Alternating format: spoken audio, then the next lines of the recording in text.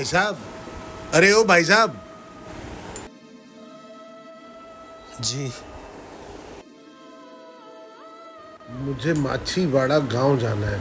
मैं रास्ता भटक गया हूँ जंगल में। रुकने की जगह मिलेगी कोई?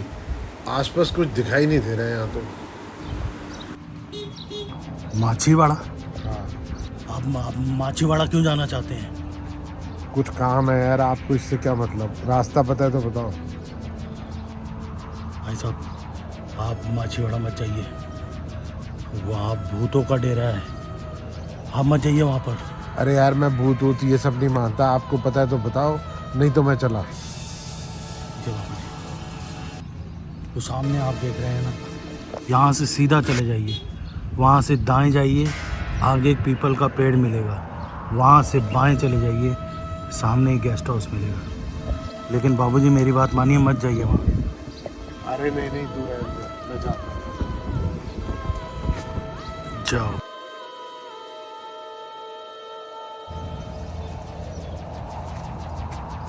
जाओ, जाओगे तो सही, लेकिन वापस नहीं आ पाओगे।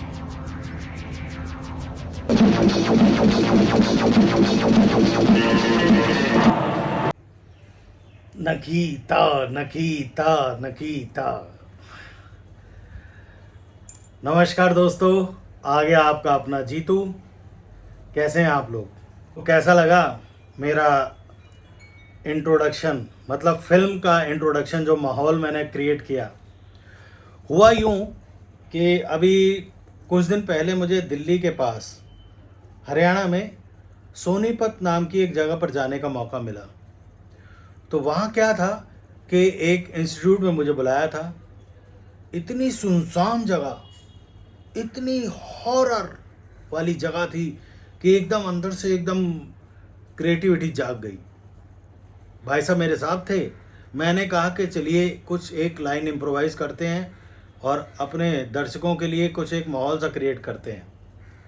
भाई साहब एकदम सुनसान जगह थी, जैसे राम से ब्रदर की हॉरर फिल्मों में होती है कि आदमी दिन हो या रात जाए कहाँ, कोई रहने की जगह मिल जाए तो बहुत ही अच्छी बात है।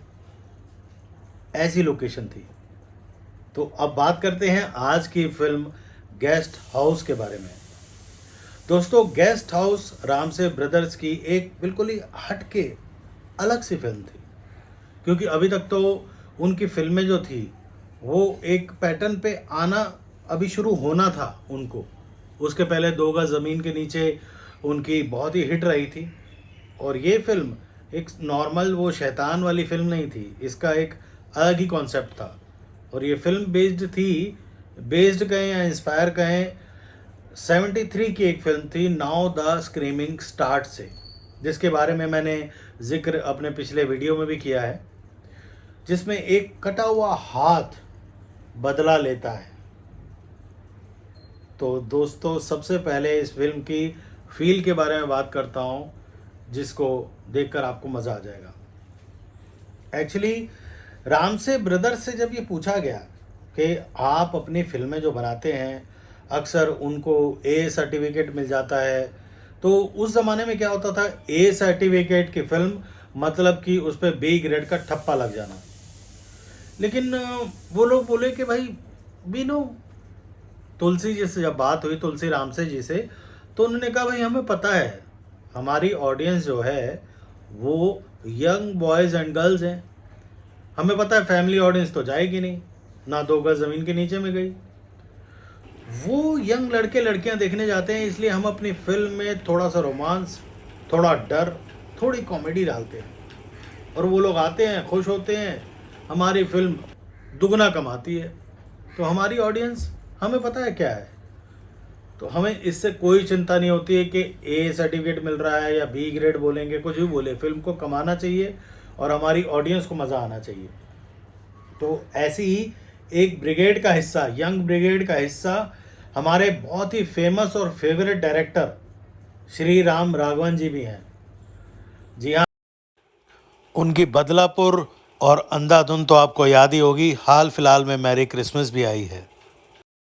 आपने एक इंटरव्यू में बताया कि रामसेस की एक अलग ही फ़ैन फॉलोइंग थी, एक अलग ही ऑडियंस थी, अलग ही लोग थे, और हर 7-8 महीने में उनकी नई फिल्म रिलीज़ हो जाती थी, जिसे हम बड़े चाव से देखने के लिए जाते थे।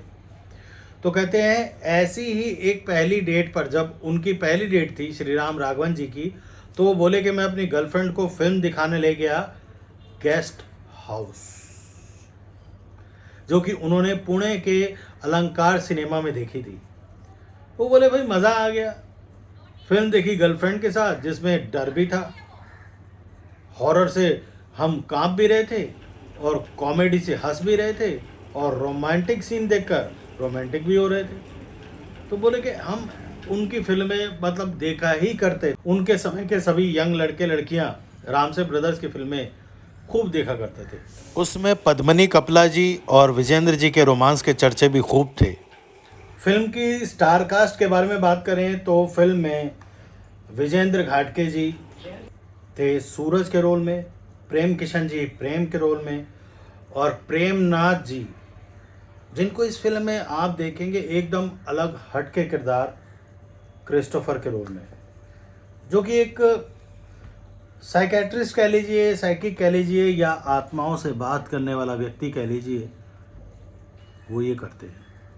और ये प्रेमनाथ जी की लास्ट अपीयरेंस भी थी, और इसमें प्रेमनाथ जी के भाई नरेंद्र नाथ जी भी थे, और उनके दूसरे भाई राजेंद्र नाथ जी भी थे, और प्रेम किशन जी उनके बेटे थे।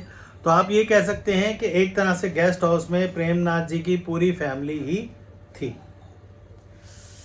और इस फिल्म में एक बहुत ही अहम किरदार में थे सुजीत कुमार जी, जो कि कालिया के रोल में थे। हमेशा टी शर्ट पहन के रखते थे, कालिया लिखा होता था जिस पर, और उनकी जुआ खेलने की आदत फिल्म में एक ऐसा भयंकर मोड़ लाती है कि ऑडियंस के रोंगटे खड़े हो जाते हैं। दोस्तों, इस फिल्म में जो नरेंद्र नाथ जी थे, जो कि मैनेजर के रोल में हैं, वो अपने गेस्ट हाउस से ज़्यादा उनकी इन्वॉल्वमेंट कुक के साथ रहती है, कोमिला विर्क के साथ। और इसमें मैक मोहन जी बड़े प्यारे किरदार में हैं, बहुत ही सदे हुए किरदार, रिसेप्शनिस्ट पे हैं वो, और वो हैं शक्ति प्रसाद। साथ ही में इसमें बीरबल और रुपेश कुमार जी, देव कुमार जी, ऐसे बहुत सारे कलाकार आपको दिखेंगे। और मुख्य कलाकारों में तो आपको यही दिखेंगे, बाकी सुधीर जी भी हैं, वो इंस्पेक्टर के रोल में हैं। और सबसे इंटरेस्टिंग आपको जो रोल इसमें है वो राजेंद्र नाथ जी और उनकी वाइफ जो बनी है मीना टी, उनका रोल है। राजेंद्र जी का रोल का नाम है बावरा और उनकी वाइफ का नाम है गुलशन। तो दोनों हो गए गुलशन बावरा, जो कि उस समय के बहुत ही मशहूर गीतकार गुलशन बावरा जी के नाम पर ये नाम रखे गए थे। और राजेंद्र नाथ जी जो है हॉरर फिल्में लिखते हैं, राइटर हैं। और आधे लोग जब वो कटा हुआ हाथ देखते हैं तो लोग समझते हैं ये नावल लिखता है हॉरर, इसलिए इसको देख करके डर लग रहा होगा। लेकिन आगे आगे जैसे जैसे घटनाएं घटती हैं, रोंगटे खड़े हो जाते हैं पब्लिक के। और दोस्तों, ये ऐसी फिल्म थी जिसमें कि स्पेशल इफ़ेक्ट्स का बड़ा रोल था, लेकिन उस समय इतने कंप्यूटर ग्राफिक्स और इफ़ेक्ट्स नहीं थे, इसलिए रामसे ब्रदर्स ने अपनी समझदारी सूझबूझ से स्पेशल इफ़ेक्ट्स का कुछ यूज़ करके बिल्कुल कम बजट में, जैसे इन्होंने बहुत ही अच्छे से इन इफ़ेक्ट्स का यूज़ किया। फिल्म की कहानी ऐसी है कि प्रेमनाथ जी इस सुनसान गेस्ट हाउस में एक लेडी से मिलने के लिए आते हैं, जो कि अपने मरे हुए पति से बात करना चाहती है। और ये सारे लोग जब उनको देखते हैं, उनके हाथ में हीरे की अंगूठी देखते हैं, तो इनकी नीयत ख़राब हो जाती है।